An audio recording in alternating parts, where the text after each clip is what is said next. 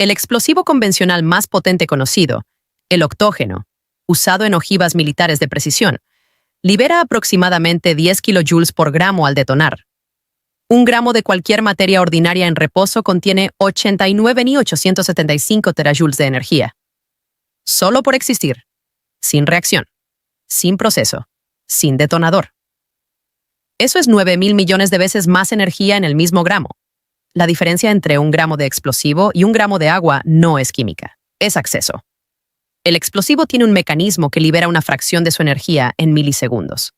El agua tiene una energía 9.000 millones de veces mayor y ningún mecanismo natural que la libere en ese plazo. La pregunta no es si un gramo de materia puede destruir una ciudad. Según EMC2, cualquier gramo de cualquier material, la tinta de una página, el aire de este cuarto, 1 centímetro cúbico de agua, contiene esa energía. La pregunta es ¿por qué no lo hace? Y la respuesta a esa pregunta es lo más importante que se puede entender sobre por qué el universo tiene la forma que tiene. El mundo no explota porque la materia está atrapada en sí misma de una manera que tardó 13.800 millones de años en construirse. La respuesta que el título sugiere es esta. Para destruir una ciudad con un gramo de materia, necesitas enriquecimiento de uranio, masas críticas, décadas de desarrollo tecnológico. Es algo que solo los estados con programas de armas pueden lograr. Esa respuesta describe con precisión la historia del siglo XX. Y describe el mecanismo equivocado. Una bomba de fisión nuclear no convierte un gramo de materia en energía. Convierte aproximadamente el 0.09% de la masa de los núcleos que se fisionan en energía cinética de fragmentos. La bomba de Hiroshima tenía 64 kilogramos de uranio 235.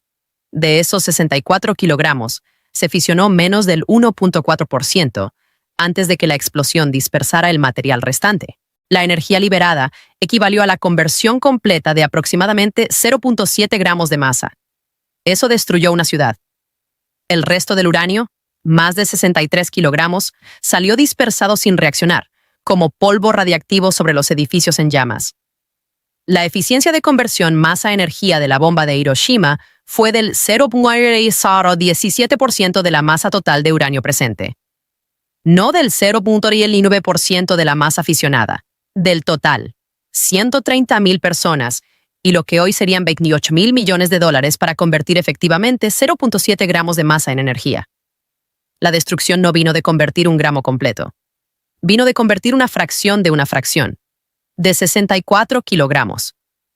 El título es verdad en principio y brutalmente ineficiente en práctica. Y la distancia entre esos dos hechos es donde vive toda la física que importa. Hay una sola forma conocida de liberar la energía en reposo completa de la materia ordinaria: la aniquilación con antimateria.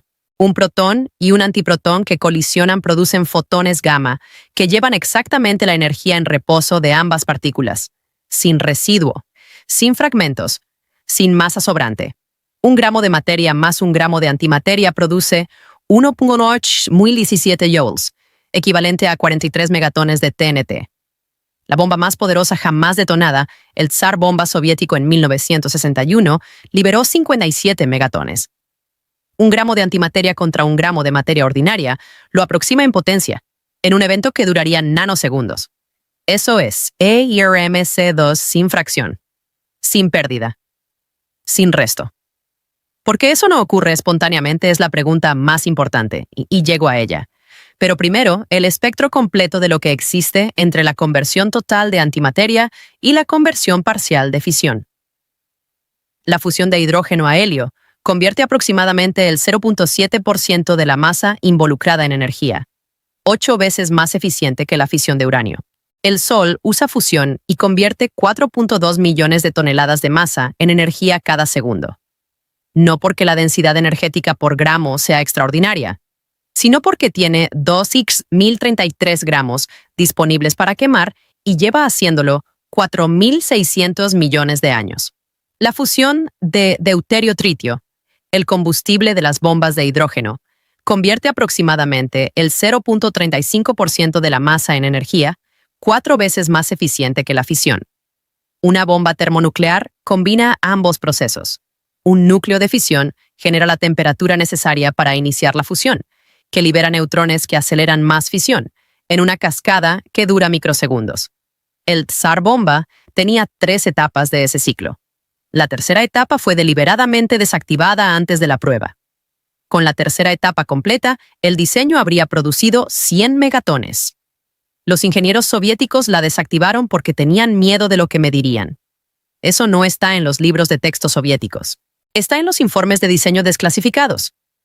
El arma más poderosa jamás construida fue voluntariamente reducida a la mitad de su capacidad por las personas que la construyeron. ¿Y qué significa eso realmente?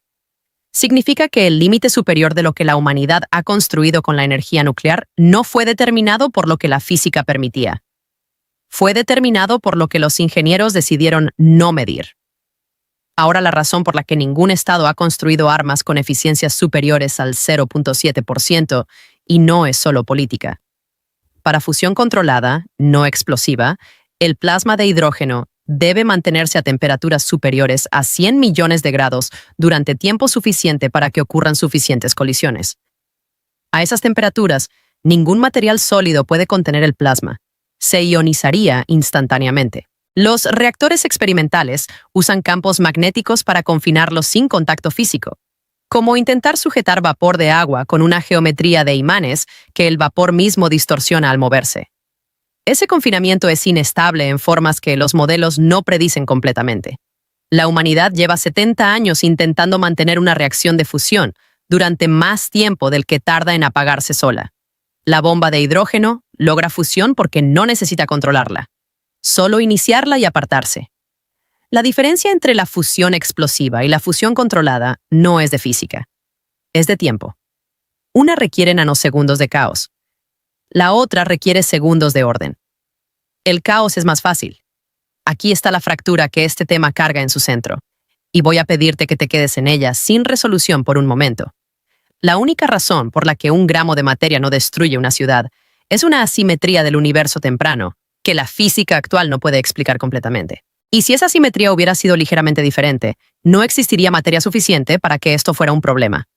Las leyes de la física que conocemos predicen que el universo temprano debería haber producido materia y antimateria en proporciones exactamente iguales.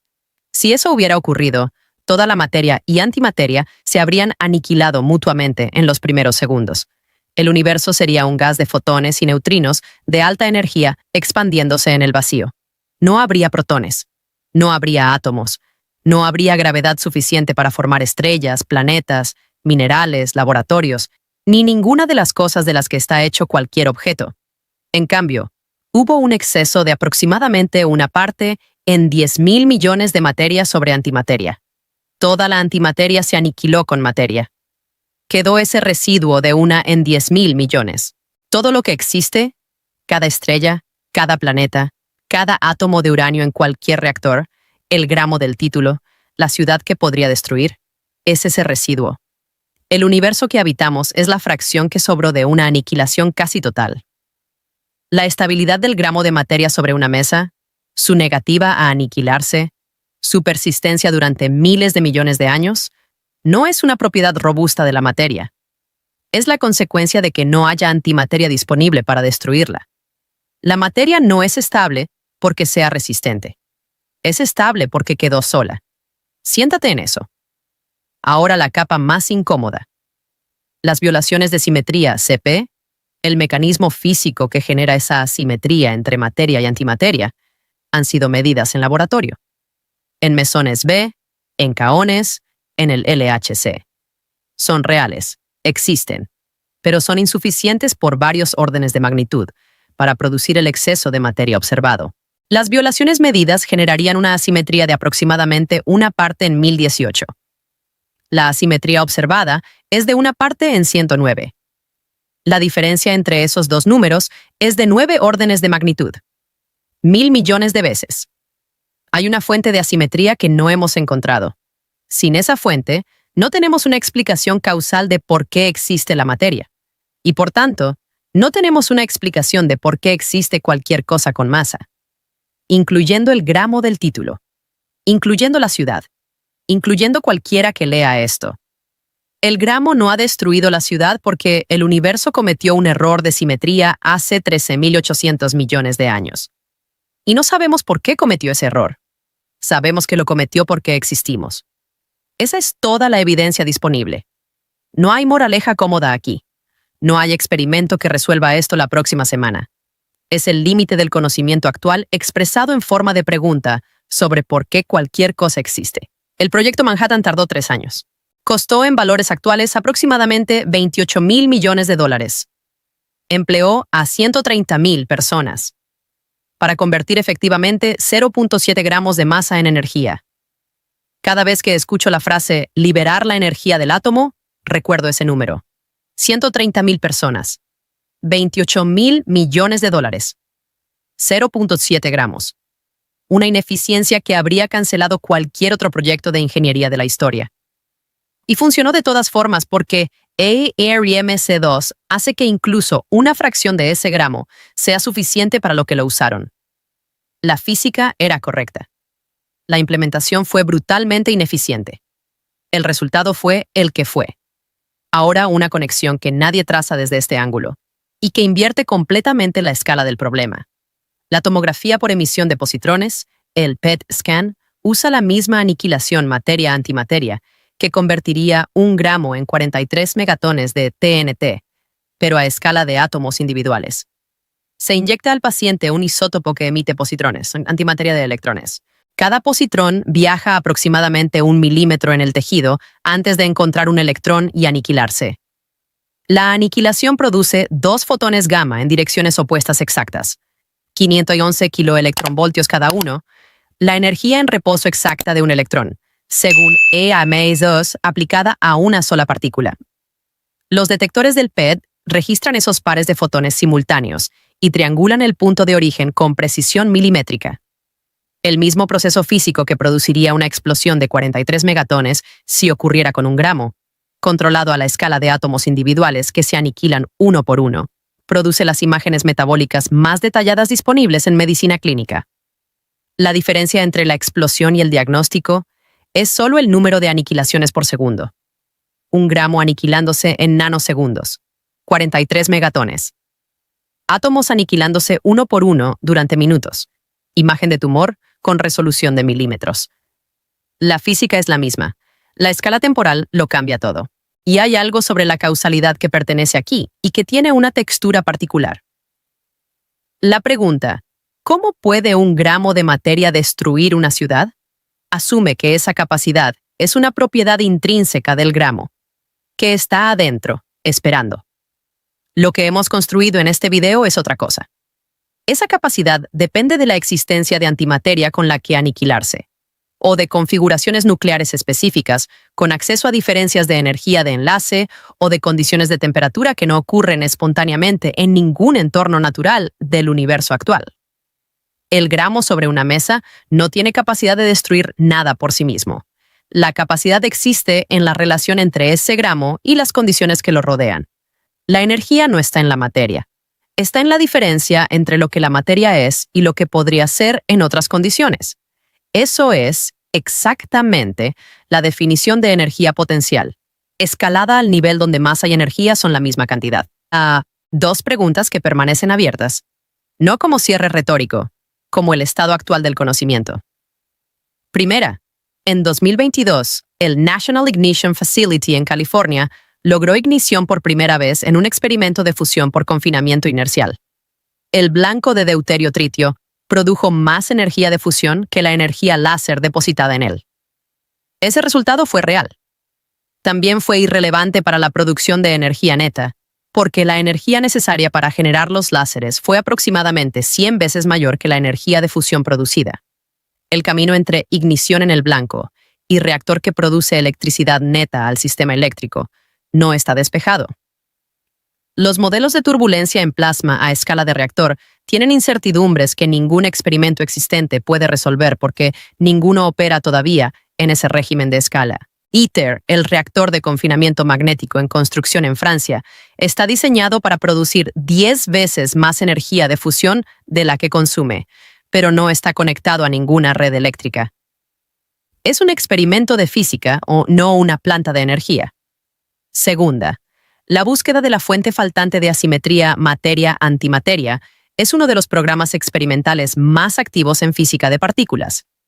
El experimento Bell-Kundo en Japón, los experimentos de violación CP en el LHC, las búsquedas de materia oscura que podría estar relacionada con ese mecanismo.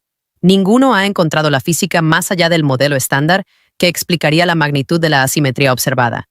Si existe una partícula o mecanismo que generó ese exceso de una parte en 109 de materia, no ha aparecido en ningún detector, en ningún acelerador, a ninguna energía actualmente accesible. El problema tiene nombre, bariogénesis, y no tiene solución experimental todavía. Al principio de esto, la capacidad de 1 gramo de materia para destruir una ciudad era una propiedad de la materia, algo que la física descubrió y la ingeniería militar implementó con ineficiencia extraordinaria y consecuencias reales. Ahora tiene otra forma. Esa capacidad no está en el gramo. Está en la distancia entre lo que ese gramo es y lo que podría ser si hubiera antimateria disponible para aniquilarlo, o si sus núcleos pudieran acceder a diferencias de energía de enlace sin las barreras que la mecánica cuántica impone, o si el universo actual todavía tuviera la temperatura de sus primeros microsegundos. El gramo está quieto sobre la mesa porque el universo, en su configuración actual después de 3.800 millones de años de expansión y enfriamiento, no provee ninguna de esas condiciones de forma espontánea. Esa quietud no es robustez. Es el resultado de una aniquilación casi completa que ocurrió en el primer segundo de existencia del universo, de la que quedamos nosotros, y el gramo, y la ciudad, como residuo de un error de simetría cuya causa no hemos encontrado todavía. El peligro que describe el título existe. La razón por la que no ocurre espontáneamente es la misma razón por la que existe cualquier cosa. El universo no fue perfectamente simétrico en sus primeros momentos. ¿No sabemos por qué? Eso tampoco es una moraleja. Es el estado actual.